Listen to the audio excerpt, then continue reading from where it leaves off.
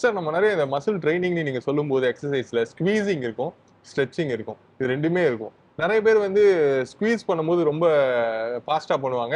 அதாவது ஸ்ட்ரெச் பண்ணும்போது பொறுமையா பண்ணுவாங்க. இது 2த்துல எது பண்றப்போ மசில் க்ரோ ஆகும்? இது பத்தி நான் பேசும்போது first I want to tell you how what I learn from Dorian Yates. அவர் என்ன சொல்லுவாருன்னா 3 phases இருக்கு ஒரு வெயிட் ட்ரைனிங்ல. ஒன்னு கான்சென்ட்ரிக், ஒன்னு ஸ்டாட்டிக், ஒன்னு எக்ஸ்சென்ட்ரிக். கான்சென்ட்ரிக்னா ஸ்குவீஸ் பண்ணும்போது ஓகே. அது வந்து the weakest part. Next holding, next strongest part, next let go பண்ணும்போது எல்லா எக்ஸசைஸ்லயும் கான்சென்ட்ரிக், ஸ்டாட்டிக், எக்ஸ்சென்ட்ரிக் செஸ்ட்க்கு 3 பார்ட். ஓகே. சோ இதுதான் வீக்கஸ்ட். சோ இத வந்து பண்ணிட்டு டக்குன்னு விட்டுட்டா it's a waste. Okay.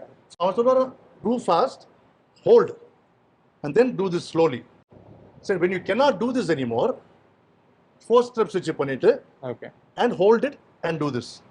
So that you இந்த மாதிரி ஸ்லோவா and at one point he will completely lift the weight and then tell you to hold it and release it. அப்படியே ஃபீல் ஆகும். So the strongest part கடைசில நிறைய பேர் விட்டுறாங்க. Eccentric part. That is why squeezing and stretching is important. So ஆனா ஒரு இது வந்து full one more thing I want to tell you. Full range of motion is ideal. Okay. From full stretch to full squeeze. Okay. That is ideal. ஆனா எப்பவுமே கடைசில sometimes but partial reps னு ஒன்னு இருக்கு. So when you can't do anymore, you can do partial reps here.